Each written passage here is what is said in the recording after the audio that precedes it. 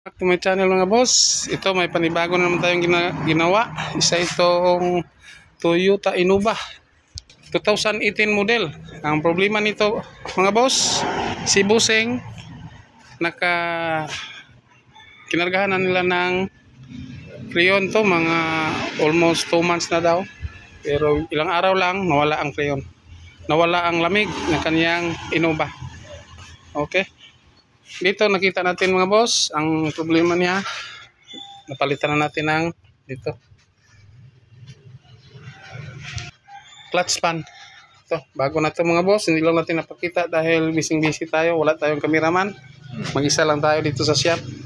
Tapos chinsuel na natin ang kanyang compressor.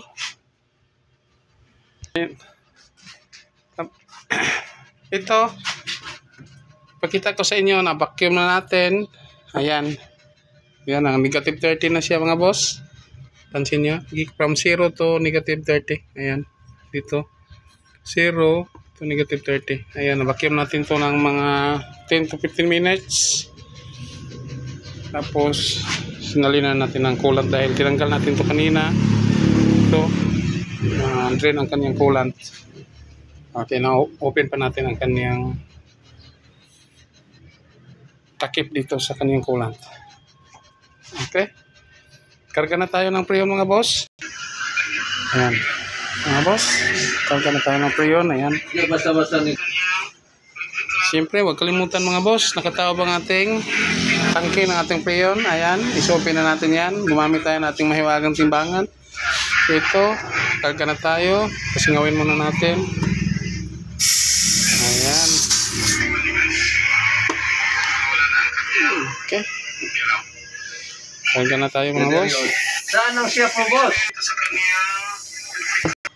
Okay, nakakarga na tayo ng almost 70 mga boss. Ayan, start na tayo ng engine. Boss, paki-start ng engine.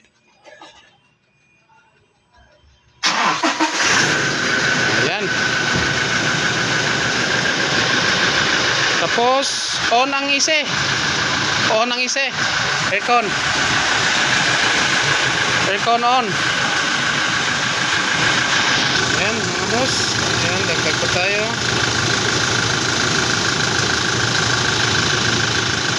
Dahan-dahan lang. Dagdag. Magbiglain.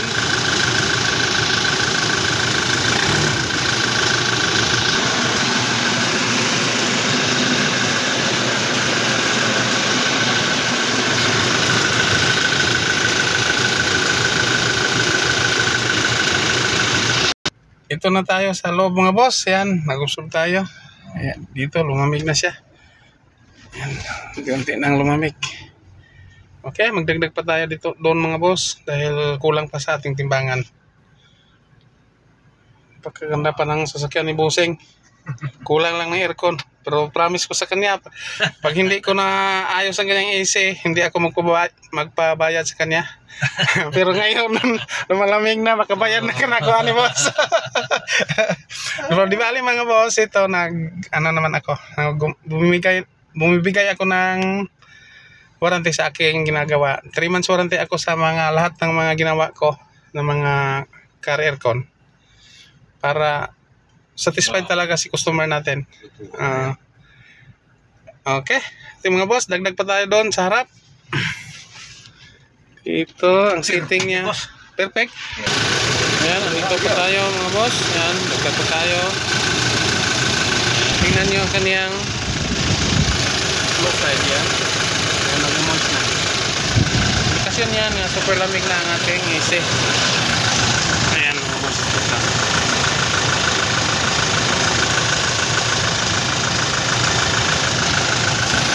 Yung isang tubo, ayan, ito, medyo mainit to, pero hindi naman masyadong mainit, pero mainit siya dahil high side ito. At saka ito, ang ating low side, dapat lumalamig to at saka magmumoist. Okay, hintayin natin na mag-drain ang kanyang tubig, tumatagos ang kanyang tubig sa kanyang drain hose. Saka dito mga boss, ayan, malakas ng buga ng hangin papuntang engine. Ito pala boss, mga boss, yan, pansin nyo. Ito ang kaniyang cabin filter, ningat-ngat na ng daga Dati daw may nakuha silang dalawang daga dito na nakapasok doon sa loob. Sabi ni Buseng, ayan, pinalitan na natin ng bago. Okay, nilinis natin ang system. Okay, dagdag pa tayo ng konti mga boss. Ayan. Ayan, ang reading niya nasa 33. Ang low side, ang high side niya nasa 170. Okay, dahil medyo makulimlim. Nandito pala tayo sa garahe, walang init dito. Okay na to. Ang kanyang, dahil kung nasa labas tayo, kung mainit, dapat 180 to 220 ang normal nito mga boss. Okay, ayan, tingnan natin doon sa harap. Ayan, Buseng, okay na? Ayan si Buseng. Tunog. Tunog? Yan. Ang lamig. Balik sa brand new ang sasakyan ni Buseng. Ayan. Ayan na tayo mga boss. Ayan. Ayan, tingnan nyo ang kanyang tubig mga boss. Ayan. Sabihin ng indikasyon yan na super lamig na ang isin natin. Ayan. Okay. Ayan mga boss, nandito tayo. Yan, tingnan nyo dito sa likod. Time check tayo, nasa 1:30 PM tayo ngayon. Ayan, dito harap. Ayan si Buseng, yung may-ari. Ayan si Buseng mga boss. Boss, bastante na ba kayo sa lamig ng iyong isi? Super. Wow. Super, Boss Burns. Magaling si Boss Burns. Wow. 4 months na ako nagsuffer sa car ko. Hindi lumamig. Ngayon, perfect back to the original. Wow. Thank you boss, thank you boss. Thank you Stiwala. And also the labor is very low. Wow. So you can find him in Burns. Car aircon.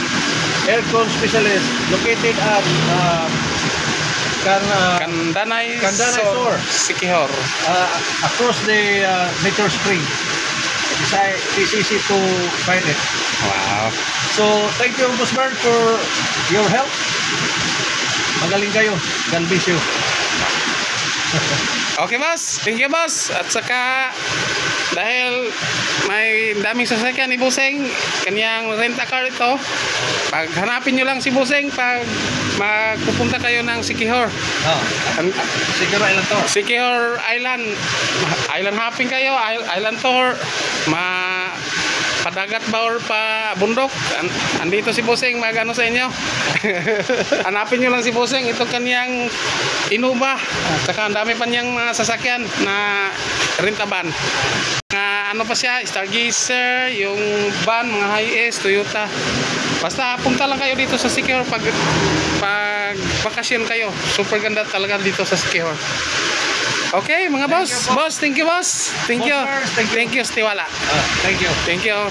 Thank you mga guys. At saka huwag kalimutan mag-subscribe para matulungan nyo naman ang channel ko na lumago. At saka share na rin. At saka thank you mga boss.